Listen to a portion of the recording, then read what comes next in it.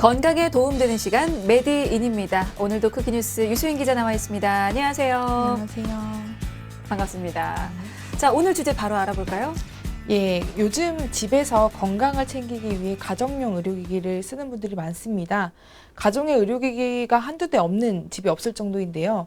집에서 쉽게 쓸 수 있는 만큼 사용법을 준수하고 위생 문제에 더욱 철저해야 한다고 합니다. 오늘은 이 가정용 의료기기의 올바른 사용법에 대해서 알아보겠습니다. 네, 요즘 코로나19로 인해서 비대면 생활 방식이 더 확산되고 있습니다. 이에 병원 출입이 줄어들고 가정 안에서 머무는 시간이 더 늘어나고 있죠. 자연스럽게 가정에서 의료기기를 사용하는 횟수가 더 늘어나고 있는데요. 자, 어떤 의료기기들이 있는지 그리고 우리가 올바로 사용하고 있는지 좀 살펴보고 가도록 하겠습니다. 자, 일단 어떤 것들이 대표적인 의료기기에 해당이 됩니까? 식품의약품안전처 인증을 받은 의료기기는 의료기관에서 사용한 주사기나 인공 무릎관절 등의 이런 체내 삽입용 기기부터 가정에서 사용하는 혈당 측정기, 체온계, 개인용 온열기, 보청기, 안마의자, 코 흡인기까지 그 유형과 품목이 매우 다양합니다. 지난해 그 희귀암 발병 위험으로 회수 조치됐던 엘러간의 가슴 보형물도 의료기기로 분류됩니다. 네, 그 많은 의료기기 중에서도 체온계라든지 혈압기 또 보청기 같은 가정용 의료기기의 사용이 증가하고 있는데요. 이렇게 증가의 원인은 비단 코로나 때문만은 아니죠?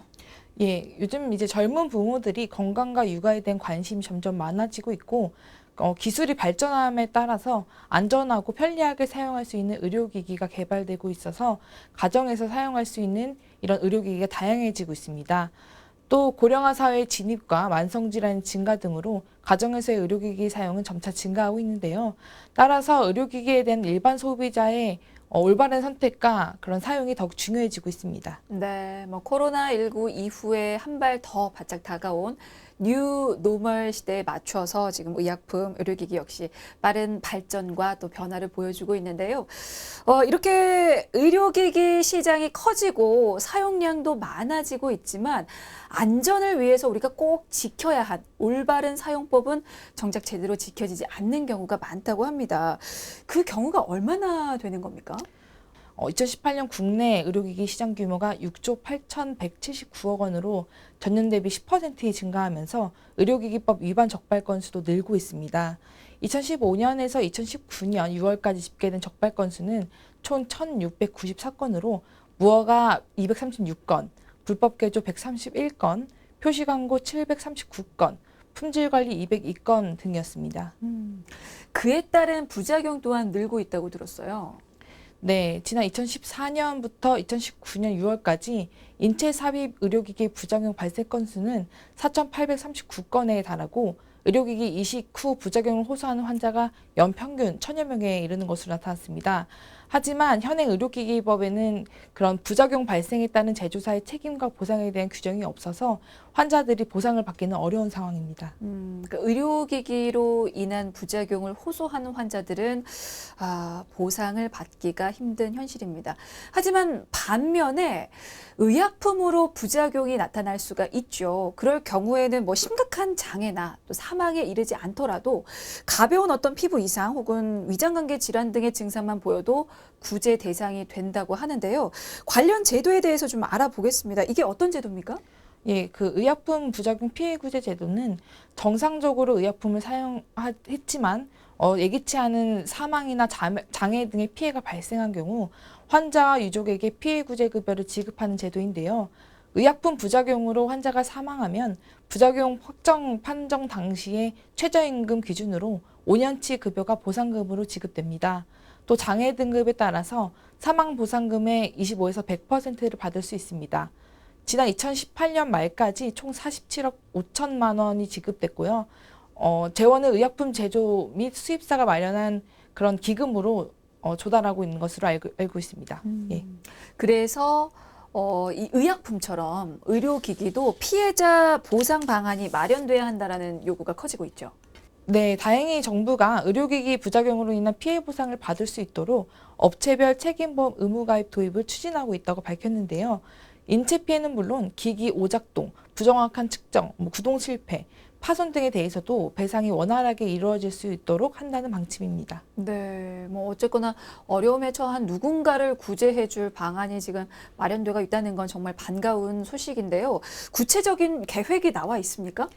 식약처는 내년 12월 시행을 목표로 업체별 책임법 의무가입 도입을 추진하고 있습니다.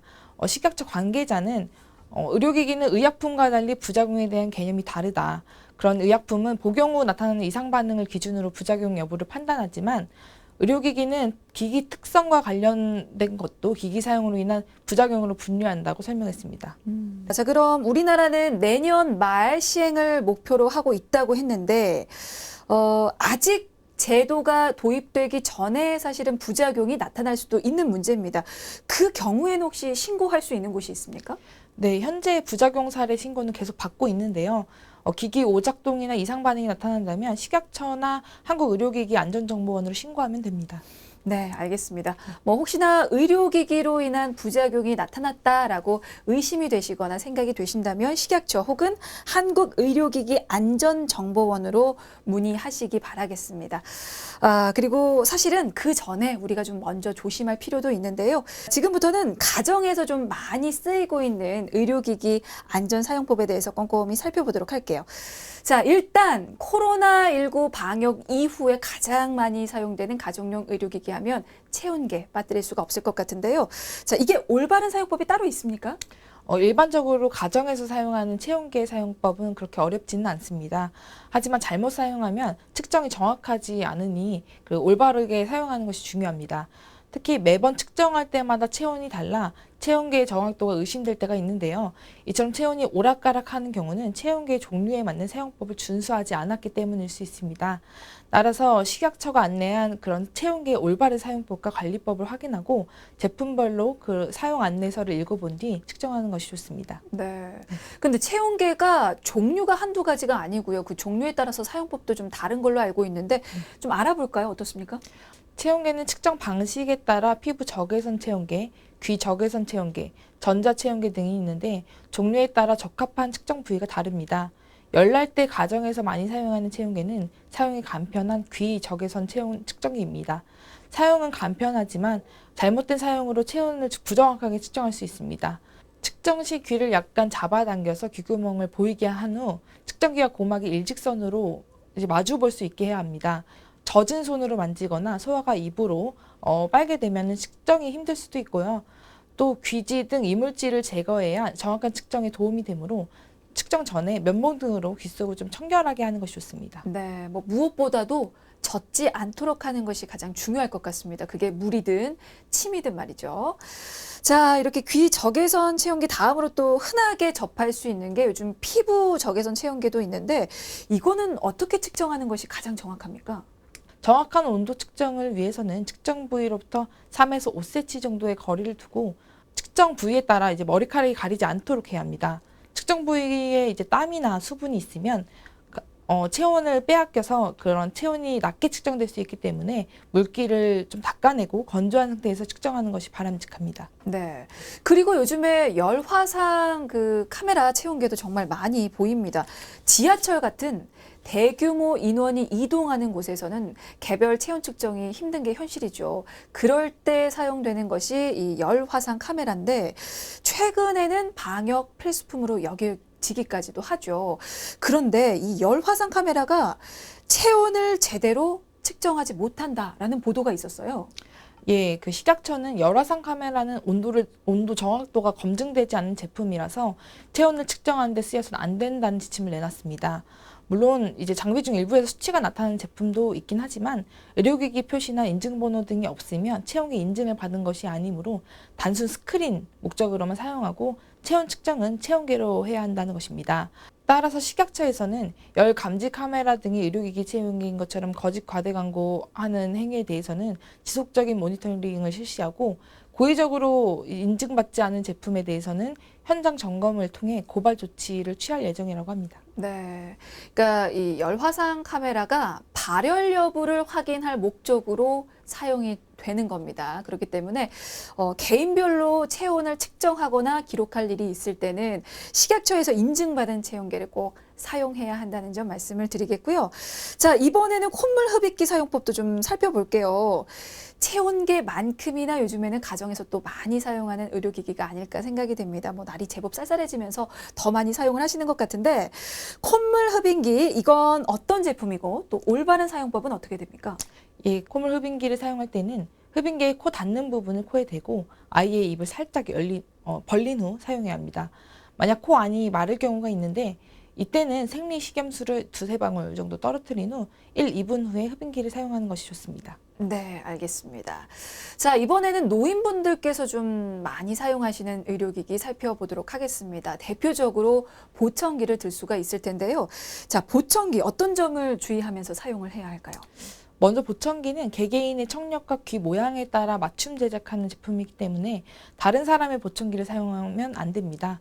또 이 자석 등을 이제 오작동을 유발할 수 있기 때문에 에어컨이나 냉장고 등과 같이 자석이 포함되어 있거나 자기장이 발생하는 기기 곁에 두지 말아야 하고 MRI 촬영이 필요한 경우에는 사전에 그 임상의와 상의해서 진행해야 합니다.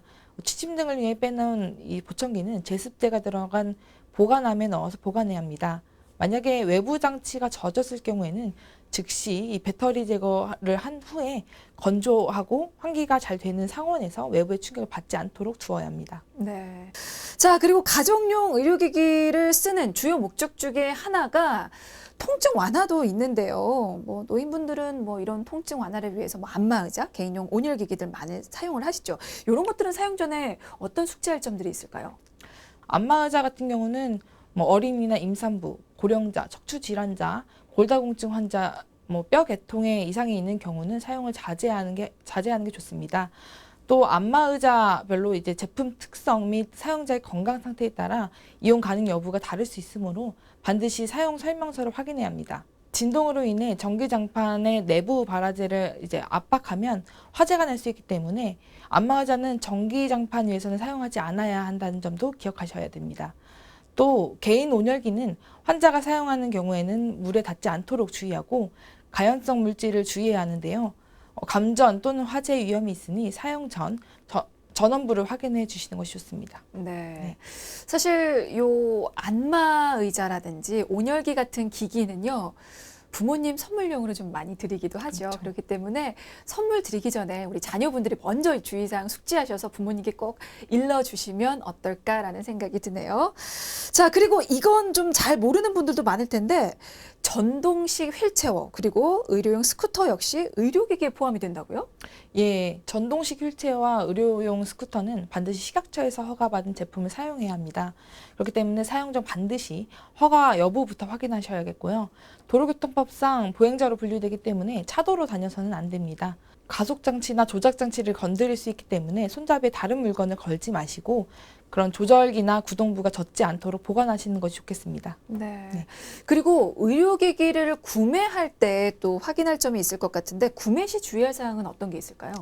의료기기를 구입할 때는 의료기기의 뭐 용기나 외부에 표시되어 있는 허가 사항을 꼭 확인하시는 것이 중요합니다. 그 식약처에 허가받은 기기는 의료기기라는 표시가 있고 그 제조업자 또는 수입업자의 정보뿐만 아니라 허가 번호, 제품명 또는 모델명, 제조 일자, 사용 기간이 기재되어 있습니다. 현재 식약처는 그 국민이 가정에서 사용하는 의료기기를 이제 안전하게 사용할 수 있도록 사용 정보를 지속적으로 제공하고 있는데요. 확인이 필요하다고 생각되는 경우에는 식약처의 홈페이지에 그 의료기기 제품 정보방에서 제품 정보를 확인할 수 있으므로 비교해 본 후 구입하는 것이 좋겠습니다. 네.